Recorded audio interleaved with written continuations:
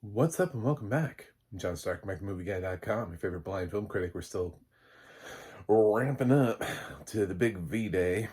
Uh, so I'm still hitting some of these anniversaries for films either from last year or this year or something.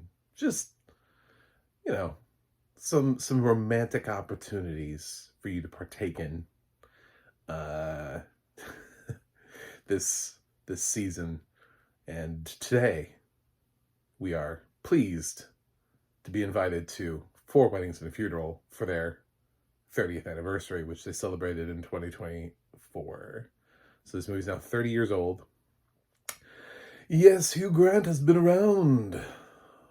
He was actually around before this, but he's been around as a leading romantic comedy superstar. And for this one, he brought along Andie MacDowell. It was the 90s. This was her moment. She was the moment before this was where you would use that phrase. Would be around this time. Andie MacDowell was the moment, and Kristen Scott Thomas is here. John Hannah, Rowan Atkinson, Simon Callow. Yeah, couple couple of the recognizable Brits fill out the cast. It's directed by Mike Newell, who would go on to direct Donnie Brasco not too long after this with Johnny Depp and Al Pacino. It's a good movie. So if you haven't seen Donnie Brasco, I'm sure I'll get around to that at some point. What is there a mafia holiday I need to celebrate? uh, yeah, Four Weddings and a Funeral. It's cute. I've seen it before. It's not my favorite romantic comedy. I don't. It's it's all relative. It's all like what gets you, what moves you, um, and also I think a lot of things are attached to memories and time periods and where you were at in your life. And did you see it in theaters? Did you see it on VHS? Did you see it on TV? Everything. I think a lot has to do with movies that we pull out that end up being comfort movies. Um, which always kind of makes me wonder if any of these new Netflix movies have become anybody's comfort movie. Does anybody put on Your Place or Mine? You know what I'm saying? Like, is that a thing for anybody? But who knows? Maybe. I mean, if you're sitting on your couch at the right place and time, and Your Place or Mine would sort of be like watching cable. So I watched Four Weddings and a Funeral at some point later on, and I don't even remember when. I just know I've seen this movie before. This is my first time with audio description. Of course, the audio description is UK audio description because, duh. It's, I mean, like the only non-UK person in the movie is Andie MacDowell.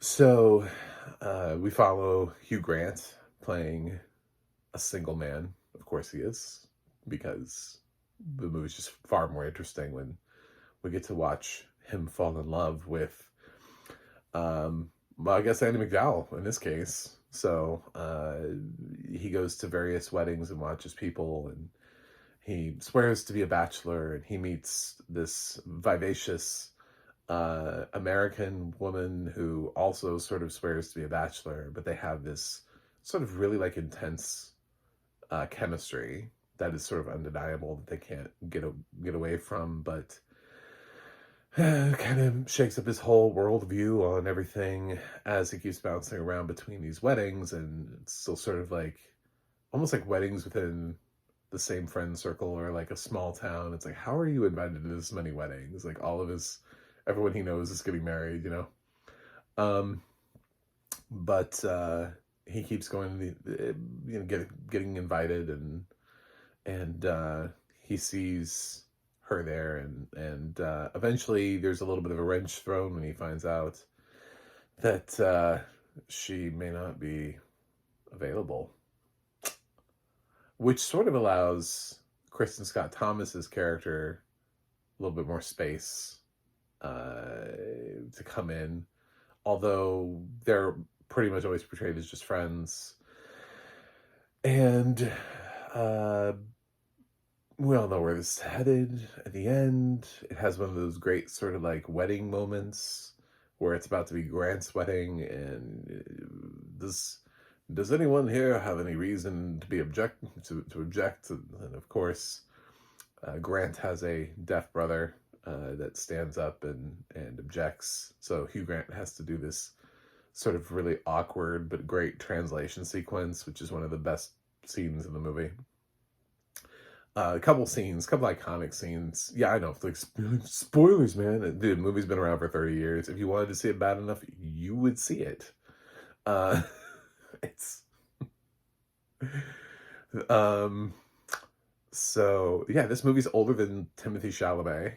So just for perspective on in the time that this movie's been out, Timothy Chalamet was born and was nominated for an Academy Award 2 times. So before you come at me for spoilers, I want you to think about that. What do you think about how Timothy Chalamet, since this movie's release, was born and has been nominated for 2 Academy Awards in 2 separate years? Absorb that, and then get back to me on that. So yeah,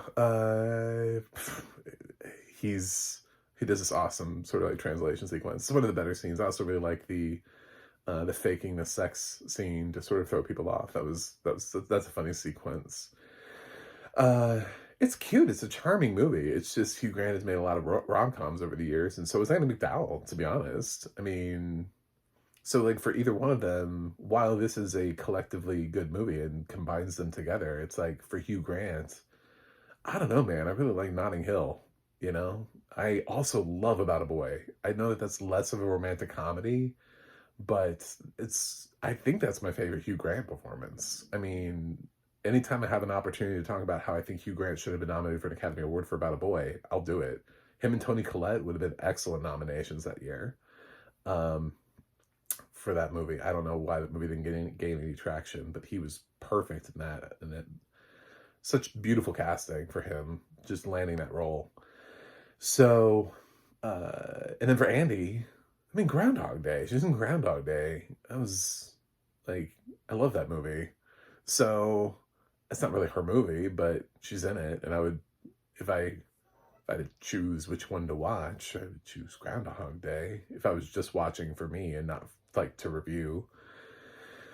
So, yeah, For Weddings and Funerals. Watch it again. I think it's a really good rom-com. It's one of Hugh Grant's better ones. I think, if I'm correct, I think this year I also might be able to touch 9 months if I can find that with audio description, because I think he did that in 1995 with Julianne Moore. Before he kind of got famous for something else. But we forgave him for that. We moved on. For some people we move on from things, but and we just pretend like it never happened, and Hugh Grant ends up in kid family movies, you know, Wonka, Paddington, and parents are always hoping that kids never look him up and what did this guy used to do? Oh, it's a mugshot. What for? uh, yeah, but I think they've been hoping that for Iron Man for a long time. Like, please never look up where was Robert Downey Jr. before Iron Man.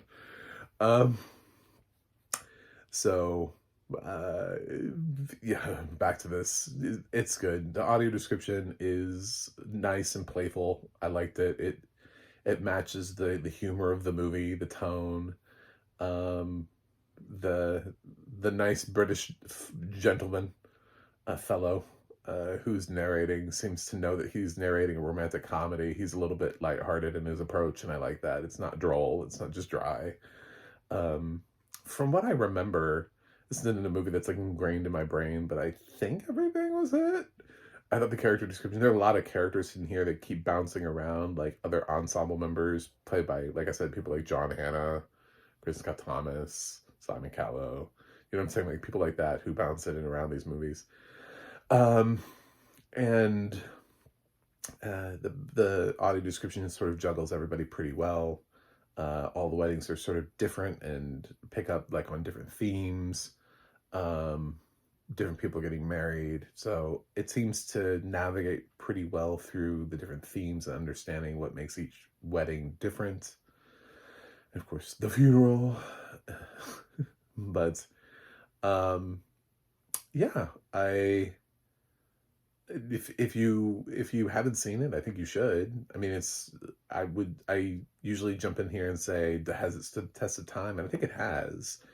I've seen this title used as an episode title for something. This was like The Bear or something like that. Something used for Weddings and Funeral as a title. But there was also recently Hulu tried to gender flip and do a like a limited series with um, Natalie Emmanuel.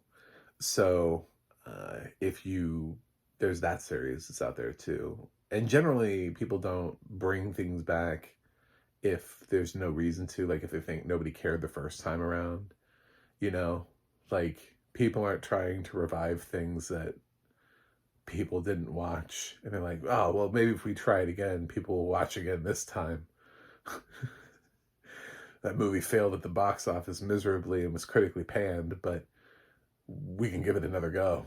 Unless there's a franchise attached to it like Mario, it's your hopes are slim. So check out Four Weddings and a Funeral this Valentine's Day, and root for Hugh Grant to fall in love. Anyway, I'm gonna give Four Weddings and a Funeral a B+. Thanks for watching. Thanks for subscribing. I'll see you guys on the other side.